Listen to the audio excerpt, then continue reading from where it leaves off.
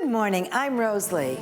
This episode will focus on self-care safe staycations to enjoy the remaining summer so that families can get ready for academic new norms as options continue to evolve from classrooms to virtual learning and micro school learning pods, all when we return.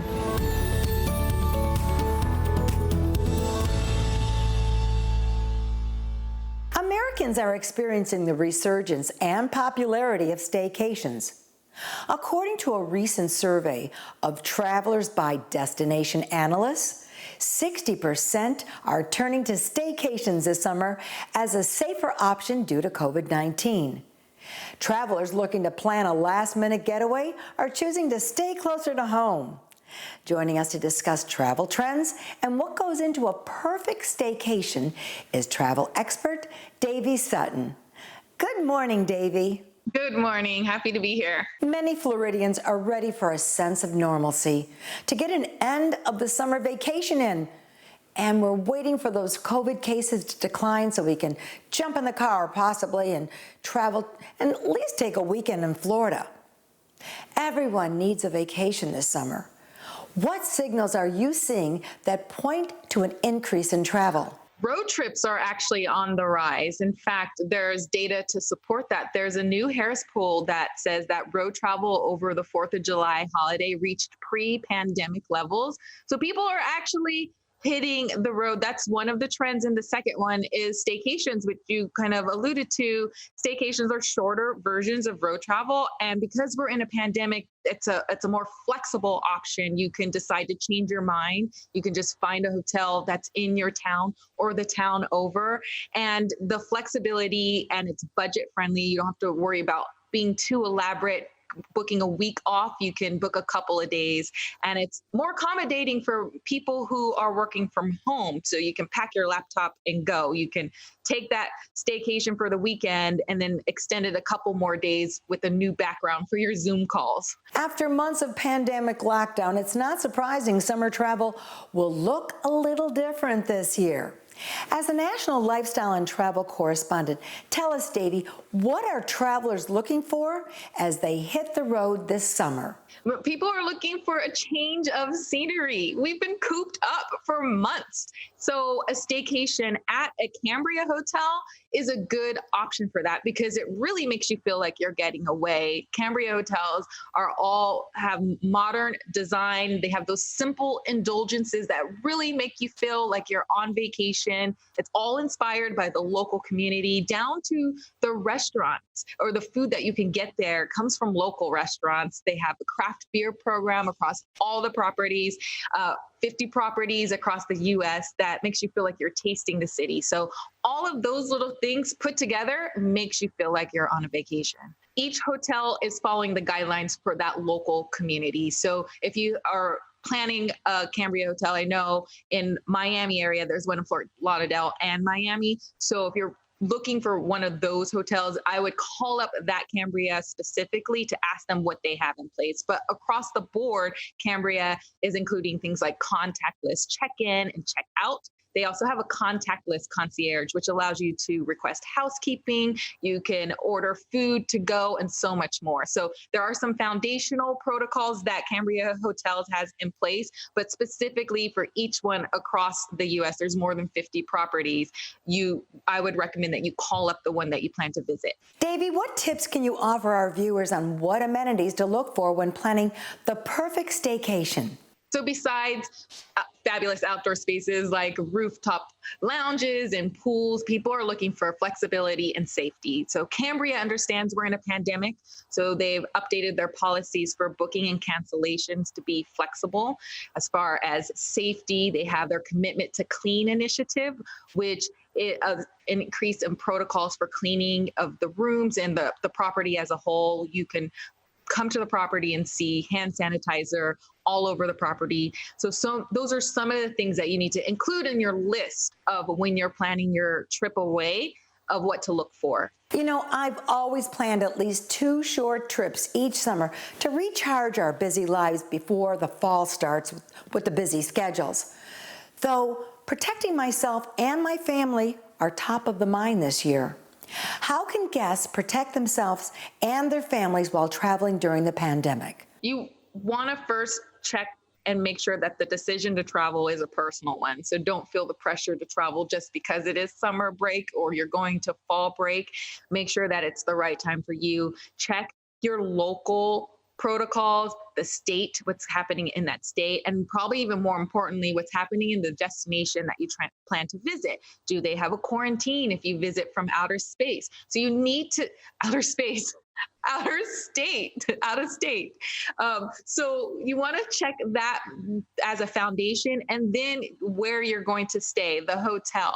Is it, what do they have in place? So we talked about some of the things that Cambria has in place, like their contactless check in and check out, and also their commitment to clean initiative. All right, so what personal responsibilities do we need to be aware of when we travel during our staycations? Yeah, just make sure that you are doing all the things that that the CDC recommends. You still want to wash your hands. You still want to, wear your mask when you are in public spaces. You want to keep your social distance. So that personal responsibility still falls back on you, even though the sun is out and everything is bright. It looks fun to be outside. Make sure that you do it in a safe way. Make that personal decision.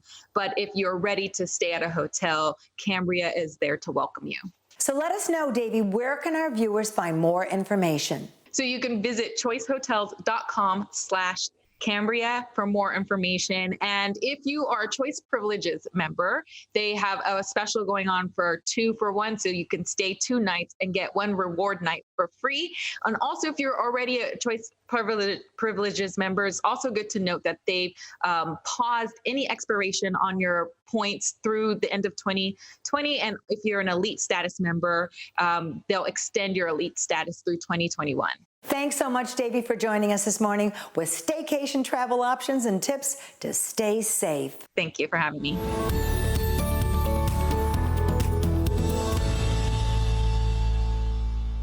Recently, Florida Teachers Union sues over the return to in-person classes as the heated debate over school openings with COVID-19 cases continuing. A recent survey conducted by online learning platform OutSchool found over 60% of parents had reservations about sending their children back to school in the fall. With camps closed and school reopenings uncertain, parents have turned to online resources to help keep their kids engaged. Joining us this morning to discuss education during a pandemic is Amir Nathu, the CEO of OutSchool. Good morning, Amir. Good morning. It's a pleasure to talk. Amir, I've heard many parents voice their difficulty adjusting to their 2 new roles as parent-teacher while juggling their work and personal responsibility. Florida has a very diverse population, and some parents don't have the academic skills or patience to teach their children. What feedback have you received from parents about their new teaching experiences? We've helped more than 300,000 families get started with online learning just in the past few months. And many are having fantastic experiences with OutSchool classes. At the same time, we know that many families and teachers and schools are struggling, and it's been a tough adjustment that came upon us very suddenly, with the pandemic arising and shelter-in-place orders coming in over just a few weeks. And we've been doing our best to help. We have been offering live online classes since 2017, so more experience at this kind of learning than any other US-based organization. We've been providing free training to schools and teachers, and we've been helping families fill in the gaps with what their school is able to offer, which is a reduced level of service during this time. And so families are using OutSchool classes to fill in those gaps. And so we're gearing up to help many more families coming into the fall. I've heard from teachers that 35% of students drop off their virtual classes. So can students really develop a love and desire to learn through online education? Yes, it absolutely is. And there's 2 key ingredients that are really, really important to making that happen and to foster that love of learning online. The first ingredient is that the classes need to be social and interactive. And so that's why we offer live video-based classes in small groups. So these are typically 3 to 10 students joining a video conference with a teacher. And they're able to see each other, they're able to interact with each other, they're able to ask the teacher questions. And that's so key to keeping kids engaged. And it's very different from studying alone at home, watching videos, working through a worksheet. The second key component to online learning and making it successful is that the topics have to really be interesting and engaging for the kids. And we encourage teachers to be creative and to teach the classes that they've always wanted to teach. So throughout school, they offer classes like Lego engineering, learn architecture through Minecraft, learn Spanish by singing Taylor Swift songs in Spanish. We have vets teaching about cat anatomy.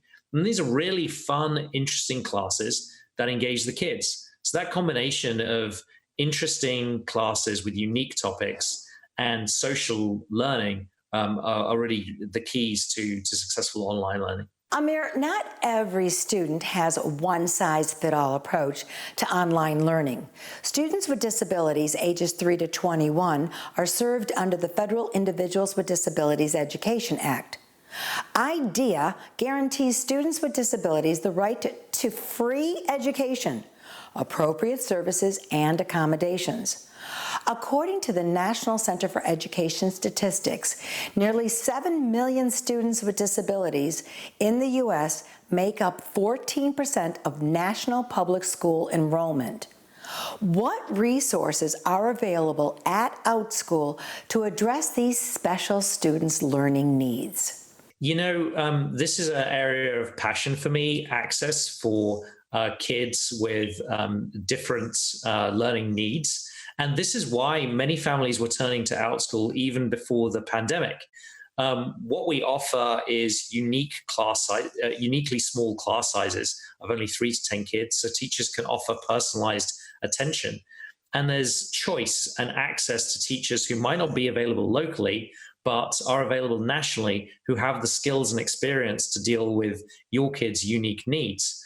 There's also wider age ranges than are typically offered in school. So wherever your kid is at, they can find the right class that fits them. So, as a marketplace, OutSchool is all about choice and finding the right match between teachers across the country and students with unique needs. And we hear incredible, inspiring stories from our community where kids who are not able to engage successfully in school report that they've had very sensitive teachers who have included them in class, who have adjusted their teaching to the kids' unique situation, and have had incredible social experiences with other kids around the country. We offer the ability to message and ask questions of the teacher before class starts, so you can talk about your kids' unique needs and see what the teacher is able to do to accommodate, and really have that ongoing conversation as the class progresses to make sure that your kid is getting what they need. And this is one of the great advantages of online learning. It gives you so much more access to variety and different options. And when your kid does not easily interact with mainstream local education that is provided, then you have more options. And I'm very excited to be able to provide that and help families in that situation. So where do you see online learning fitting in once the pandemic is over? So there was incredible growth in online learning even before the pandemic. And with the pandemic, it's become the default mode of learning. So we've seen a 30x increase in enrollments. What I expect going forward as we inch towards a new normal and hopefully a vaccine is that we'll see a hybrid model in K-12 education where we'll go back to be able to have in-person classes, but schools and families will continue to supplement that with online resources like OutSchool. And so we're gearing up for continued demand on an ongoing basis for this kind of learning. These are stressful times for parents after camp closures and a variety of school and local summer programs were canceled. What is OutSchool doing to help parents and kids cope to be better prepared for remote learning in the new school year? So we're adding thousands of new teachers so that we can offer many more different options for parents because we're seeing a continued surge in demand. We're offering better ways for learners to take classes together, so you can have your kid join the same classes as their in-person friends. They can keep up those social connections, and also ways that, for kids to interact outside class, so they can develop new friendships online around topics that interest them, and keep those friendships and social connections going. We are also offering financial assistance through outschool.org. So for families in need who wouldn't otherwise be able to access these classes, there are financial resources available. Amir, tell us where our viewers can find more information and the financial resources that you mentioned. So you can visit our website at outschool.com. It's free to sign up, and you can browse over 50,000 unique topics to find exactly what works for your family and your child. And at outschool.org, you can find details of our financial assistance program. And we look forward to serving many Florida families going into this fall. Thank you, Amir, for joining us this morning to offer online resources to help America's children stay engaged in learning. Thank you. Have a great day.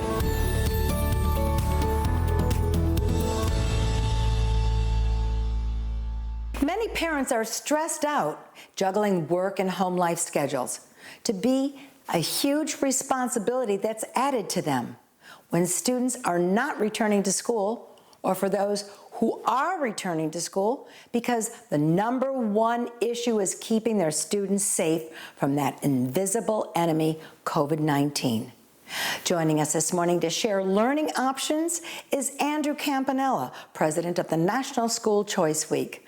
Good morning, Andrew.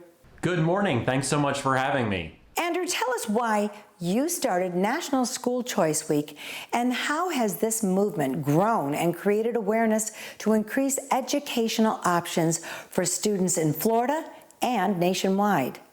Sure. Well, School Choice Week was created 10 years ago, and our goal is really simple. It is to let families in Florida and all across the country know about all of the different education options they have for their kids. Because every child is unique and every child is different, and what might work for one student might not work for the kid next door. So we let families know about traditional public schools, public charter schools, public magnet schools, online public schools, private schools, and homeschooling. We don't pick sides. We don't tell parents that one type of school is better than another for all kids. We believe that families are best equipped to make those decisions. And so we put out lots of resources for parents, ultimate guides to different types of schools, information about school choice options in their state, and now information about how parents can help their kids learn even during this unprecedented pandemic. According to a recent poll conducted by State Policy Network, just 1/3 of parents nationwide said they were comfortable sending their child back to school under present circumstances. And it seems parents are rethinking the options offered by school districts nationwide, as they continue paying their school taxes, of course. One new option that's growing is a learning pod or a micro school. Tell us about this new learning model. Absolutely. So all across the country, as you said, families are realizing that even if they liked their child's existing school and they were totally happy with it, when this pandemic hit, they found if their schools are going to remote learning or the schools aren't reopening, they didn't have many options. They want options. Parents want choices for their kids' education. There have been families in this country who have always wanted options, but now the families who were otherwise happy are seeing that having more choices would have been really good right now. So what families are doing is saying, look, if schools are going remote and they're going to teach classes on Zoom or WebEx or send packets home, we need to do more as small groups of families to support these kids. So they're getting kids together in small groups of friends, same grade levels, things like that, so that these kids can work together with parent supervision to help go through the online courses that school districts and individual bricks and mortar schools are creating. The goal here is to help students stay engaged with their learning, make sure that they stay on track, and also make sure they have an opportunity to see their friends. Of course, it's important for any students and their families who are creating these groups, which are called learning pods, to maintain social distancing, wear masks, and follow all the CDC guidelines for being at home and being around others. But it's an opportunity to make the best out of what is a really tough situation. So tell us, Andrew, why are we finally hearing about these learning pods all of a sudden? Well, for a few reasons. First, parents really want their kids to not miss learning. They don't want their kids to miss the opportunity to acquire knowledge this school year, even though we have this horrible pandemic. And they realize that that is very much a risk here, lost learning.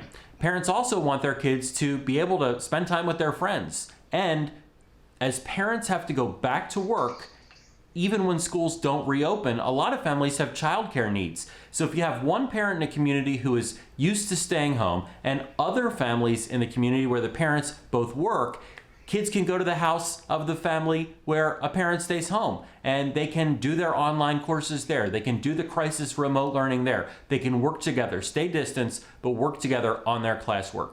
And so we're hearing a lot about this now because parents are rushing to find better options for their kids to make sure that they keep learning despite all of the insanity going on around us. So for parents who are considering if their child should join a pod, what type of questions should parents address? So two things that parents need to know. There are really two different types of learning pods. The one type of learning pod is where you work together with other families, you keep your kids enrolled in their public, charter, magnet, or private school, and these kids work together with parent supervision on the lessons provided to them by the school. And really the pod is a learning support pod. It's trying to help these kids stay connected to their school and keep learning. There's another type of pod though too, and that's what we're calling a self-directed pod. And you're hearing about these pods a lot in the media. And these pods are situations where families are saying, you know what, the remote learning, the crisis remote learning that schools are putting together doesn't work for our kids. They can't connect. The quality of instruction isn't that great. So we actually want to unenroll these kids from their existing schools, sign up to be homeschooling families, and teach our kids on our own, developing our own curriculum with our own resources, with our own books and online classes. That is a self-directed learning pod, and parents need to know that if they choose that, A, they need to follow the rules for how to become a homeschooler. A lot of places have notice requirements. You have to file a notice of intent with a district or a state. And second, if money changes hands, meaning you're paying a tutor or paying a teacher, you might want to make sure, or you definitely want to make sure, you're following state rules. Because if you have too many families and you work together to hire a teacher, you might just have created a private school, and that has its own legal complications. What do parents need to consider when setting up their own learning pod? Will a parent need to have a teaching accreditation?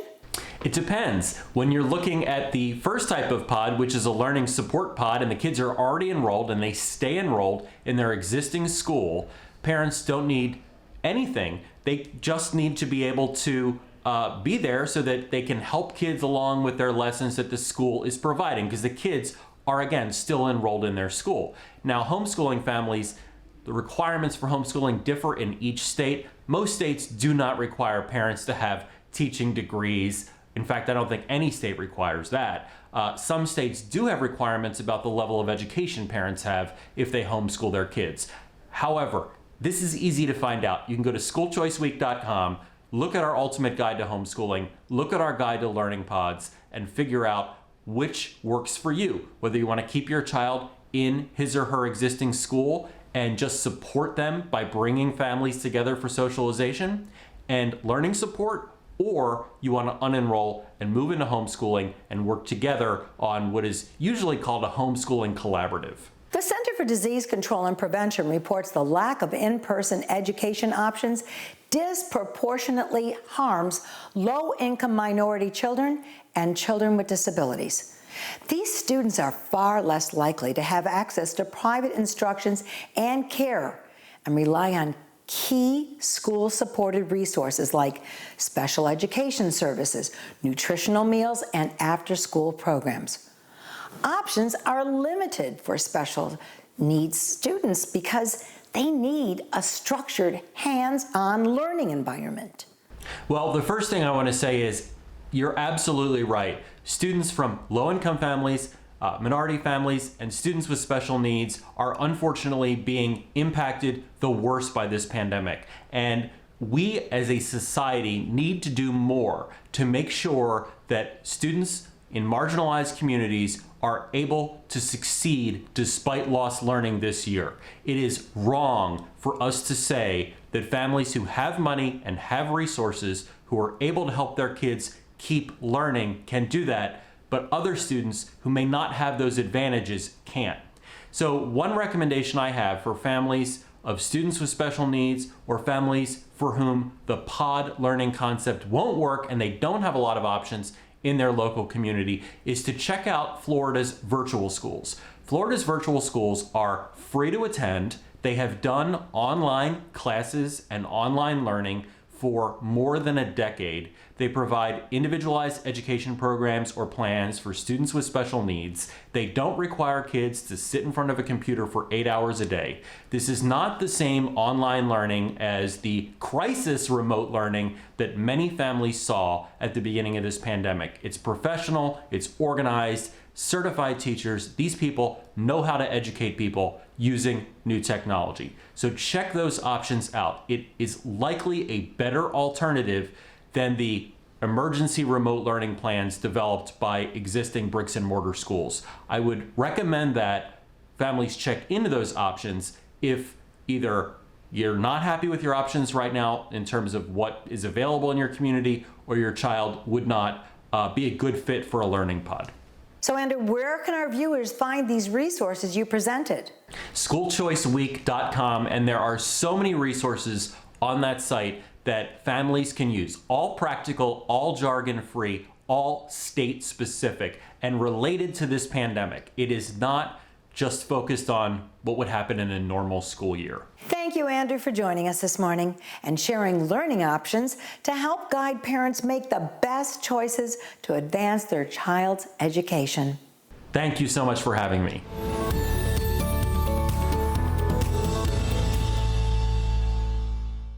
We could all use some time away or a staycation to energize our lives during this pandemic.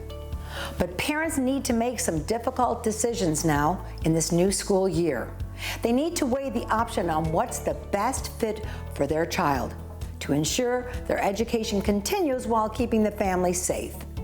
Share with us your options to fit your child's needs at facebook.com/Rose-Lee Show. And follow us on Instagram at The Rose-Lee Show and watch this episode and many others 24/7 at RoseleeArcherShow.com. Thanks for joining us this morning, and we look forward to seeing you soon.